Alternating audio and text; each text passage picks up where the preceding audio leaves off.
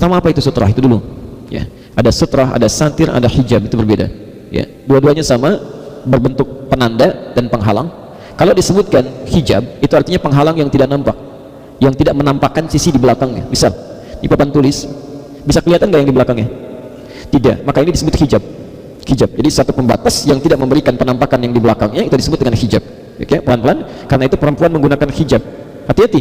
Ya, jadi hijab itu bukan cuma penutup, tapi ketika ditutup, yang ditutupnya itu tidak nampak, baik lekukannya dan sebagainya. Termasuk kalau ada pemisah, misalnya antara laki-laki dengan perempuan di masjid, itu hijab. Jadi ketika anda menunaikan ibadah, saya lihat ke belakang itu tidak nampak, ya, tidak nampak, tidak kelihatan. Jadi nanti dalam hal-hal yang tertentunya, bisa sedang ta'lim dan sebagainya. Yang kedua, satir. Satir itu penutup, tapi masih nampak di belakangnya secara remang. Secara remang, ya ada remang-remangnya. Ya. Tutup misalnya jendela, tapi masih ada nampak di belakang, ya, dengan gorden, ya, itu satir namanya. Kalau kita turunkan itu ke bawah sehingga menjadi tanda untuk sesuatu, maka berubah namanya menjadi sutrah. Tanda untuk sesuatu berubah namanya menjadi sutrah. Nah, Nabi SAW ketika beliau hendak salat, itu dua hal yang dilakukan. Satu, kalau salatnya dibentuk dalam sufuf, Abu Daud nomor hadis 666, maka beliau akan membuat garis. Di garis kalau belum ada garis, ya, untuk meluruskan barisan. Lalu kemudian membuat tanda di depannya. Tanda. Ya. Ini yang disebut dengan sutrah. Bahasa hadis, mari kita lihat bagaimana cara membacanya. Kalau kita lihat redaksi hadis tentang sutrah ini, yaitu satu tanda yang diketahui sebagai batas, ya, ketika seseorang akan salat atau saat salat, sehingga tidak dilewati oleh orang lain. Tanda ini dalam bahasa hadisnya berbentuk satu benda yang memiliki tinggi, ya, dan punya kelebaran tertentu. Ya. Kalau kita lihat di konversi ke tinggi sekarang lah, kurang lebih barangkali sampai 20 sampai 30 cm. Ya, tanda. Pelan-pelan. Disimpan di depan. Ini garis, ya, ini simpan di sini. Ya. Lihat fokus ya, fokus ke sini, awas jangan keliru. Saat disimpan benda yang di depan ini sebagai penanda, ini ukuran menyimpannya itu ukuran sujud. Ya, jadi jangan berlebihan ketika menyimpan sutrah. Ya, nyimpan sutrah. Saya belum bicara pada sajadah atau karpet di masjid, ya, belum bicara ke sana. Anda mau sholat nyimpan sutrah misalnya, diukur kira-kira sujudnya sebatas apa. Ya. Jangan sampai misalnya sujudnya cuma segini, tapi Anda simpan sutrah agak jauh, itu merepotkan orang. Ya, jelas sampai sini? Pelan-pelan. Sekarang teruskan. Kalau sutrah sudah dipasang, maka kata Nabi, jangan lewat di sela-sela orang sholat antara sholat dengan sutrah ini. Ya. Lebih baik dia menunggu selama 40. Ya. 40 itu tidak disebutkan apakah 40 tahun, 40 bulan dan sebagainya. Lewat di depannya ini. Tapi kalau dalam sholat berjamaah, sutrah orang yang sholat berjamaah itu ada pada imamnya, bukan pada makmum. Ya. Jadi kalau di sini ada makmum, di sini imam, di sini kemudian ada sutrah. Kalau ada persoalan pada makmum misalnya yang membatalkan sholatnya, dia bisa keluar lewat sini, tidak ada masalah. Ya. Setelah dia keluar melewati ini, tidak ada masalah. Ya. Dan kalau anda batal dalam sholat berjamaah, segera keluar, wudu, kembalikan dan bergabung lagi dengan jamaah. Ya. Jangan merasa malu dalam ibadah. Nantilah setelah selesai gak enak, takut ganggu orang. Tidak, itu setan yang sedang ganggu. Ya. Keluar aja. Ya. Anda tidak tahu kapan anda meninggal dunia. Ya. Daripada meninggal dalam keadaan batal, segera berwudu, kemudian balik lagi. Ya. Tapi kalau anda lewat di sini tidak ada masalah, lewat di sini yang tidak boleh. Ya. Pasanglah setelah ini. Nah, dalam ilmu hadis ada bahasa-bahasa hadis yang harus dibaca. Apakah itu bacaannya tekstual atau kontekstual? Ya, hakikah awil majaz. Karena 85% bahasa hadis ternyata itu menggunakan bahasa kiasan. Yang menafsirkan dengan tekstual, zahirul hadis, maka ditafsirkan mesti ada benda yang sama terlihat di hadisnya, yaitu ada benda dengan ketentuan tertentu, ada tingginya yang disimpan sehingga nampak menjadi sutrah. Maka ada yang membuat dalam bentuk kayu, ya. Ada yang membuat dalam bentuk benda lain dengan ketinggian yang diukur-ukur. Ada yang 20 cm, ada yang 15 cm, ada yang 30 cm, disimpan di depan saat dia salat. Ya. Ada yang menafsirkan secara kontekstual. Maksudnya ketika dibuat benda itu sebagai penanda yang dipahami sebagai batas bahwa tidak boleh sholat di antara itu. Jadi kalau ada benda-benda lain yang sudah dipahami sebagai batasnya, maka cukup diketahui itu batasnya, kecuali kalau dengan benda itu ada orang yang belum sadar dengan batasan itu, maka dikuatkan kembali dengan menyimpan benda berwujud ketinggian tadi. Nah, jadi kalau misalnya pada pemahaman yang kedua, sementara ulama berpendapat kalau sudah ada disusun saf dengan batasnya, semacam garis ya, atau semacam sajadah yang terlihat, kalaupun tidak disimpan sutrah dalam bentuk benda yang ada ketinggian, tapi dipahami itu sebagai batas, itu sudah sah. Ya. Kecuali kalau dikhawatirkan ada orang menganggap itu sebagai hal yang biasa lantas bolak-balik mengganggu, maka silahkan simpan dengan benda yang punya ketinggian yang bisa diamati dan dipahami sebagai pembatas. Jelas sampai sini? Baik ya. Jadi kalau misalnya ada orang yang tidak bisa menyimpan benda tertentu ketika dia sholat, tapi dia memiliki sajadah, maka pahami batas ujung sajadah itulah batas sutrahnya. Ya. Jadi anda nggak usah misalnya nyimpan dulu benda di depannya, itu bisa mengganggu. Jadi begitu dia sujud misalnya tas bapak sementara disimpan di situ, ya simpan dulu, kemudian disimpan, orang bisa bingung saat sholat tuh karena belum tahu hukum barangkali. Ya.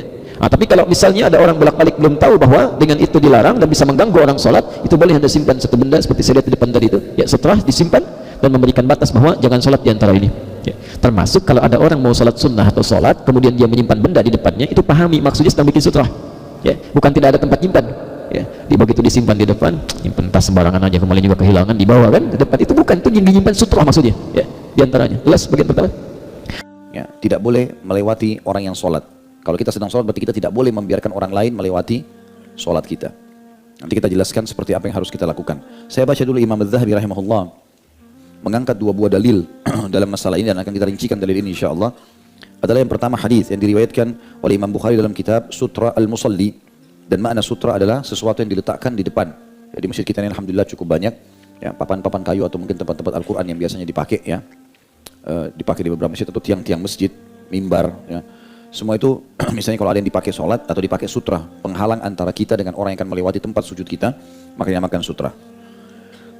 Dikatakan oleh Imam Bukhari dalam kitab Sutra Al-Musalli, bab itsm al-mar baina yaday al-musalli, bab khusus ancaman dosa yang berat bagi orang yang sengaja melewati depannya orang yang sholat.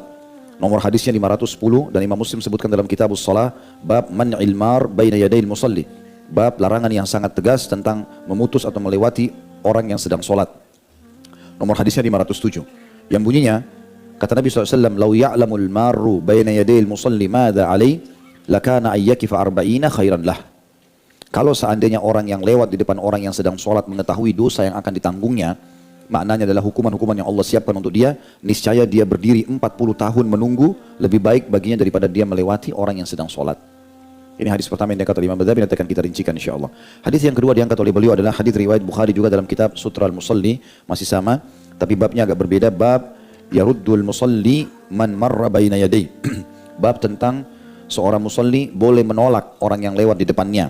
Nomor 509 dan Imam Muslim dalam kitab Shalah, Imam Muslim juga sebutkan dalam kitab salat, bab man'il mar baina yaday musalli, bab tentang larangan melewati orang yang sedang salat, nomor 505. Kata Nabi SAW, idza shalla ahadukum ila ma yasturuhu minan nas, fa arada ahadun an yajtaza baina yadayhi falyadfa'hu fi nahri, fa in aba falyuqatilhu fa innama huwa syaitan. Apabila salah seorang di antara kalian salat menghadap sesuatu yang menjadi sutra atau penghalang baginya dari orang-orang, lalu seseorang ingin lewat di depannya, maka hendaklah dia mendorongnya di dadahnya. Ya, riwayat lain mendorongnya di lehernya, ya. Jika orang tersebut tidak mau, maka hendaklah dia menyerangnya dengan keras, karena sungguhnya dia adalah syaitan. Dan dalam riwayat Imam Muslim, fa in aba falyuqatilhu fa inna ma'ahul qarin. Dan kalau dia tetap menolak, maka hendaklah dia menyerangnya, karena yang bersamanya adalah qarin atau syaitan pendampingnya. Jadi ini dua hadis yang diangkat oleh Imam Az-Zahabi rahimahullah. Sekarang kita masuk ke rinciannya saudaraku seiman tentang masalah sutra. Sutra itu adalah sesuatu yang diletakkan, seperti misalnya kita letakkan tiang, dan sunnahnya, ya, meletakkan kurang lebih seperti ukuran anak panah, ya, atau mungkin 46 cm, kurang lebih 50 cm, ya, kalau kita ukuran sekarang. Biasanya mungkin seperti tempat, ya, Quran itu, atau kalau tidak mungkin tas, sesuatu yang diletakkan di depan, ya.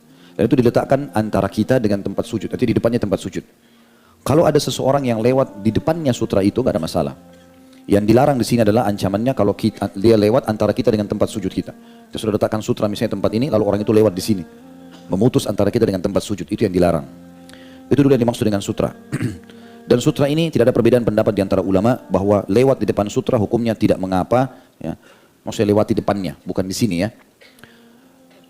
Dan juga lewat di tengah-tengah antara orang sholat dengan sutranya hukumnya tidak boleh, dan orang yang melakukan berdosa. Tidak ada khilaf di antara masalah itu. Kalau orang lewat di sini antara saya dengan sujud saya, kalau dia paksa lewat berdosa. Dan kalau dia lewat di depannya tidak berdosa. Itu dulu yang tidak ada khilaf di situ, ya. Berdasarkan hadis, ya, yang diriwayatkan, dan orang yang sedang sholat dianjurkan untuk memasang sutra. Ya, kalau dia tidak punya sama sekali, misalnya di padang pasir, ya, kalau masih ada pohon, masih ada apa saja dia taruh, batu, ya. Kalau tidak ada sama sekali dia boleh memberikan isyarat. Ya. Syekh Utsaimin rahimahullah menggambarkan dengan sejadah. Kalau ada sejadah, berarti garis sejadah, itu sudah termasuk sutra dia. Kalau ada sutra diletakkan itu jauh lebih afdal. Semua ini anjuran agar kita, ya, menjaga atau meletakkan sutra. Hadis Bukhari tadi yang sudah saya bacakan, jika salah seorang dari kalian sholat, hendaklah ia menghadap atau hendaklah ia menjadikan sutra terhadap orang lain. Kemudian kalau ada orang coba lewat di antara dia dengan sutranya, maka cegahlah. Jika ia enggan dicegah, maka tolaklah ia dengan keras, karena sungguhnya ia adalah syaitan.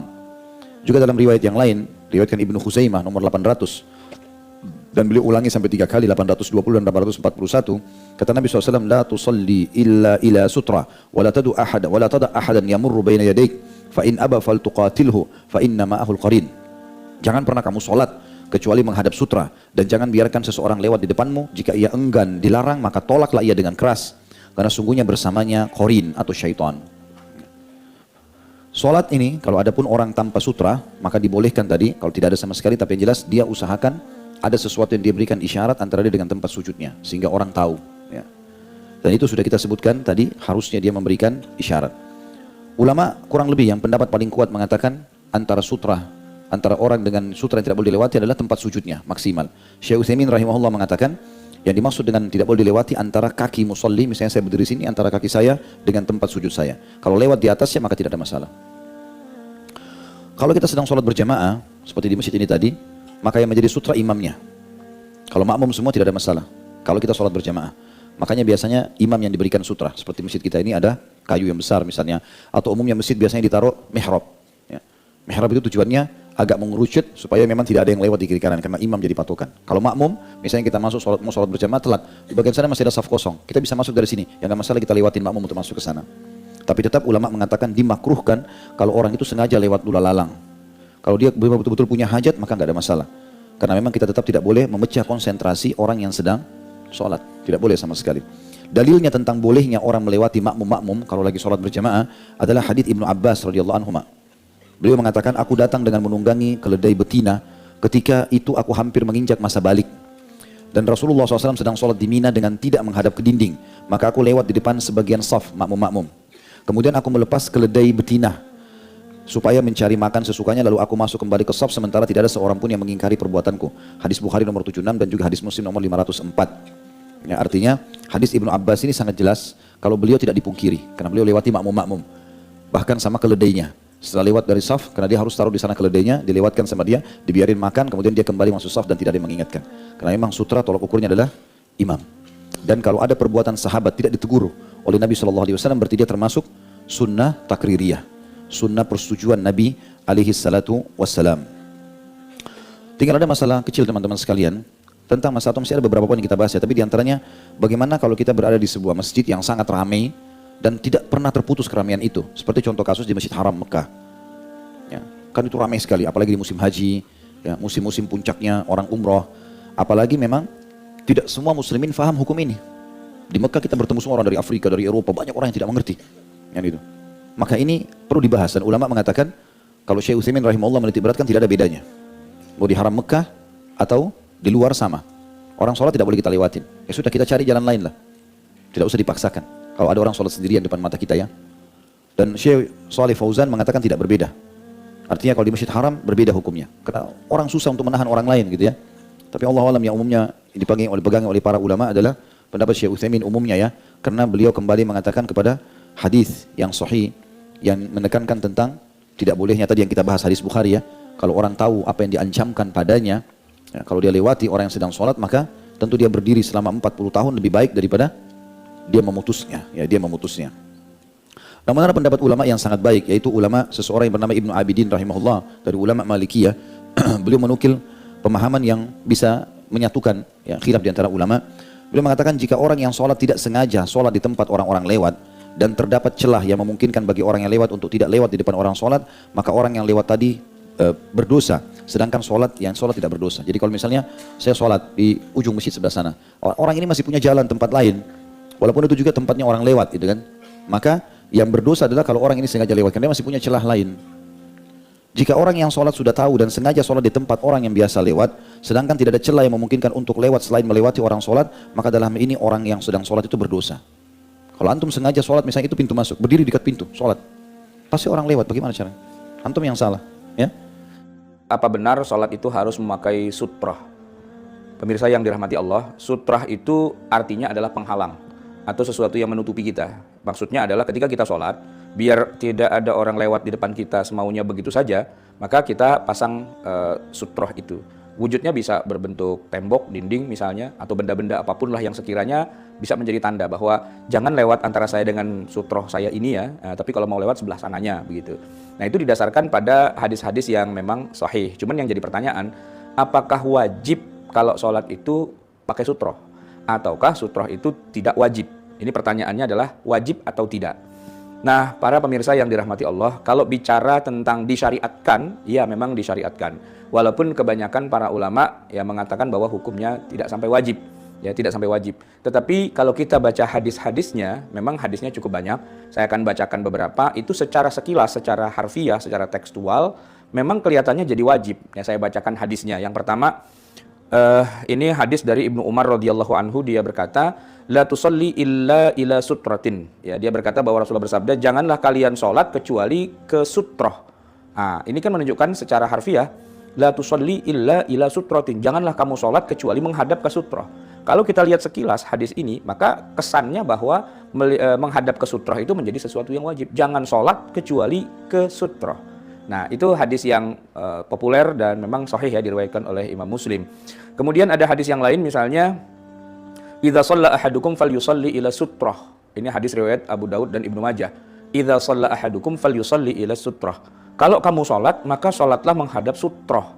Nah, lagi-lagi bunyi hadisnya memang kelihatannya seperti mewajibkan. Tapi yang jadi pertanyaan adalah, walaupun sigatnya sigatul amr gitu ya, perintah, tapi ternyata para ulama umumnya tidak menjadikan hadis ini sebagai dasar untuk mewajibkan, sehingga kalau orang sholat nggak pakai sutroh lantas sholatnya menjadi tidak sah atau tidak diterima atau tidak sempurna atau tidak seperti Nabi. Ternyata tidak. Rata-rata para ulama mengatakan bahwa hukumnya adalah sunnah. Ya, dalam hal ini misalnya katakanlah mazhab Hambali. Kalau imam dan orang yang sendirian, maka memang disunnahkan. Takutnya nanti ada orang lewat, ya, sehingga dia pakai repot harus mencegahnya. Sementara para ulama di kalangan mazhab Hanafi dan Maliki mengatakan bahwa sutroh ini hanya disunnahkan kalau kita khawatir akan ada yang lewat. Jadi kalau misalnya nggak ada khawatir sama sekali orang mau lewat, ya nggak ada masalah. Seperti di zaman di kita sekarang ini kan, kalau masjid itu, imam itu kan posisinya masuk dalam cekungan itu kan, yang tidak mungkin ada orang-orang lewat di situ, maka ngapain pakai sutroh-sutrohan segala gitu ya. Begitu juga kalau kita sholat di masjid yang sepi, yang kita yakin nggak ada orang yang masuk, nggak akan ada yang lewat juga, posisinya juga sudah bagus, yang ngapain juga orang mau lewat depan kita, nah maka tidak pakai sutroh pun juga tidak mengapa. Jadi kalau kalangan mazhab Hanafi dan juga Maliki mengatakan sutroh itu baru sunnah kalau kita khawatir akan ada orang lewat. Misalnya kita sholat di jalanan atau di pinggir jalan lah gitu ya, yang menghadap ke jalanan. Nah ini kan pasti kan ada orang lewat-lewat, nah itu disunnahkan pakai sutroh. Atau katakanlah misalnya kita sholat di masjid tapi di tempat memang orang-orang lewat gitu, maka kita pakai sutroh. Nah, sutroh itu tidak harus sesuatu yang kita bawa-bawa ya. Sutroh itu bisa aja dinding. Makanya kalau kita sholat di masjid, kita cari aja tiang, ya kan? Lalu kita sholat mendekat pada tiang itu, yang tidak mungkin lah ada orang atau kambing atau himar itu lewat, tidak mungkin, ya sudah, berarti sudah selesai. Itu pun hukumnya sunnah, tidak menjadi wajib. Kalau mazhab Syafi'i memang mengatakan mau khawatir tidak khawatir ada orang lewat, tapi yang jelas sholat dengan sutroh itu lebih utama, lebih diutamakan. Nah, hanya dua tokoh saja dalam agama Islam ini yang mengatakan sutroh itu hukumnya wajib. Yang pertama adalah Al-Imam Asy-Syaukani dalam kitabnya Nailul Awtar. Nah, dalam Nailul Awtar itu Syaukani memang menyimpulkan dari hadis-hadis itu, beliau mengatakan bahwa sutroh itu hukumnya wajib. Ini berbeda dengan pendapat jumhurul ulama, 4 mazhab itu mengatakan tidak wajib. Nah, yang kedua tokohnya adalah Muhammad Nasiruddin Al-Albani. Ini adalah tokoh yang memang sangat populer di zaman sekarang, yang seperti juga Asy-Syaukani, dia mengatakan hukumnya wajib. Dan sayangnya memang banyak orang yang menjadikan buku-buku Albani ini sebagai rujukan, sehingga di beberapa masjid kalau saya perhatikan itu bermunculan kayu-kayu nisan seperti nisan yang ada di kuburan itu, yang ternyata setelah saya tanya ini maksudnya apa, oh ternyata sutroh penghalang. Padahal sebenarnya itu tidak wajib, tapi karena mungkin pengurusnya kebanyakan duit, atau mungkin juga ya mereka ingin menjalankan sunnah sebagaimana yang dikatakan oleh Albani itu, padahal Albani tidak mengatakan sunnah, mengatakan itu wajib hukumnya. Nah, kalau boleh saya simpulkan, sutroh itu sebenarnya disyariatkan dan menjadi sunnah menurut pendapat jumhurul ulama 4 mazhab. Nah, yang mewajibkannya cuma ada 2 orang tokohnya, yaitu pertama Asy-Syaukani dan yang kedua Al-Albani. Mereka yang mengatakan hukumnya wajib, tapi kebanyakan ya atau sisanya yang lain yang jumhurul ulama mengatakan tidak wajib hukumnya. Itu jawabannya kira-kira, wallahu a'lam. Adakah dalil mengenai sutroh? Sutroh meletakkan tombak, pedang di depan tempat sujud. Ini mana sholat nih, letakkan. Ini sutroh. Supaya orang jangan lewat. Kalau mau lewat di seberang sananya, sini jangan lewat. Kalau ada orang lewat sini, tahan. Kalau dia tetap lewat, dia bunuh dia. Kebetulan polisi tembak dia. Apa hukum membuat sutra ini? Kata Syekh Albani, sutra hukumnya wajib. Kalau wajib berarti kalau tidak ada haram, karena lawan dari wajib haram. Wajib lawannya haram, sunnah lawannya makruh. Syekh Albani tak ada tawar menawar, sutra wajib. Saya mau cari pendapat Syekh Abdul Aziz Ibnu Baz, mufti Saudi Arabia, wajib apa tidak? Ternyata dalam fatwa Syekh Abdul Aziz bin Baz, sutra sunnah muakkad. Sunnah muakkad.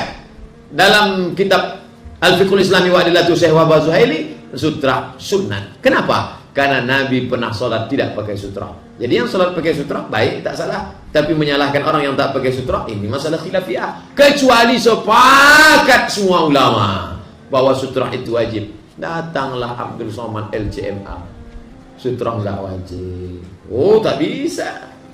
Nah, maka sutra ini tak sepakat antara Syekh Ibnu Baz dengan Syekh Albani. Albani mengatakan sutra wajib, Syekh Ibnu Baz mengatakan sunnah muakkad.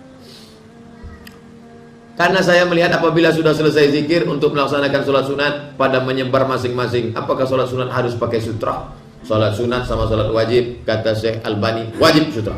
Sedangkan Syekh Ibnu bin Baz tidak wajib sutra, sunat muakkad. Tapi kalau ada orang sholat kerinding, bagus, karena orang tak akan lewat depan dia, terjaga. Daripada dia sholat, habis sholat Jumat, sholat belakang, orang lalu lalang lewat. Lebih baik tegak 40 hari, 40 tahun tegak daripada melewati orang sholat. Jangan lewat. Kalau di Arab lewat gini ya, tempat kita gini, disalaminya pula.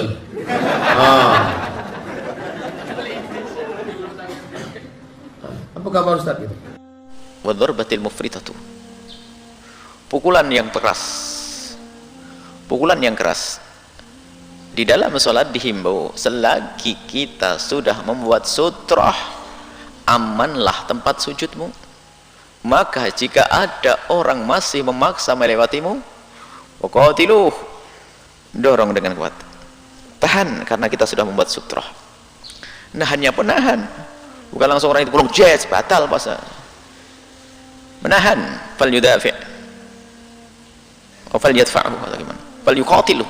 Yuqatiluh bahasanya kayak mau bunuh-bunuhan. Maksudnya apa? Dengan benar kau halangi, karena engkau sudah membuat pembatas tempat sutrah. Nah, yang aneh ini, sholatnya di masjid nggak pakai ilmu fikih. Lah ini santri loh yang paling lama mondok biasanya, hati-hati. Santri yang senengannya baca kitab-kitab tok, tapi nggak ngamalin. Sutrah itu ditinggalkan. Sholatnya di masjid di tengah-tengah, nggak pakai pembatas. Sudah begitu ada orang lewat ditahan. Yang salah kamu, ngapain sholat di tengah masjid nggak pakai pembatas? Makanya di sana ada pertanyaan, kapan disunnahkan kita menghalau orang yang melewati tempat sujud kita? Jawabnya, kita baru disunnahkan menghalau orang yang melewati tempat sujud kita kalau kita sudah membuat batas. Kalau kita dapat batas, siapa ngira nih sholat? Jangan dia lagi ngelamun. Dan memang kejadian gara-gara tidak membuat sutrah bisa tidak dianggap sholat loh ya. Saya pernah dulu kan ngamalkan sholat untuk menguatkan hafalan, untuk sholat minta penguatan hafalan. Kan bacaannya banyak-banyak. Bacanya banyak. Malam Jumat kita baca. Kan baca pakai Quran. Di kamar nggak pakai sutrah lagi. Salah satu teman Buya sekarang jadi kiai gede di Jawa Tengah situ. Dia kan paling rajin. Langsung dari kamar mandi bapel. Ini jarang baca Quran sekali aja pakai berdiri. Gitu. Padahal kita lagi sholat. Ini gara-gara nggak pakai tempat pel kita, tempat wajud kita di seatbelt. Dia tenang aja, seret. Nggak ngerti kalau kita lagi sholat. Ini sholat jarang baca Quran sekali aja pakai berdiri. Nah, yang salah saya. Kenapa tidak pakai sutrah? Banyak santri yang teledor masalah sutrah. Dikukuhkan kesunahan sutrah itu, lihat. Padahal yang dibaca kitabnya, kitab yang ngajari itu semuanya. Fathul Mu'in mengajarkan, termasuk merapatkan barisan. Nah, mendorongnya kita ini, menghalaunya itu adalah setelah kita buat sutrah. Kalau tidak buat sutrah, salahnya orang yang sholat. Jangan disalahkan orang yang lewat. Maka nanti apa? Bagaimana syarat atau disunnahkan kita menolak orang yang lewat? Yang pertama sudah membuat sutroh. Yang kedua yang lewat adalah orang akil, balik akil. Maka kalau anak kecil jangan dihalau. Yang ketiga orang yang tidak ada hajat, misalnya batal wudu. Kalau batal wudu kamu halau, nggak bisa keluar dari barisan musola. Kan ada orang batal wudu, pasti melewati barisan. Kalau kita menduga dia batal wudu, kasih cepat biar cepat keluar. Semua ditahan gini, tahan lagi. Nah ini. Dan bukan anak kecil. Kalau anak kecil nggak perlu ditahan. Kita perlu ilmu-ilmu sekecil itu diamalkan deh. Bacaannya kitabnya hebat-hebat. Fathul Mu'in khatam 16 kali. Minhaj. Tapi kenapa hal-hal sepele tidak diamalkan? Terus ilmu apa lagi yang akan kita dapat setelah itu? Kalau yang kecil aja tidak ada amalkan. Nah, baru setelah itu ada dorong. Nggak boleh darbah mufritah.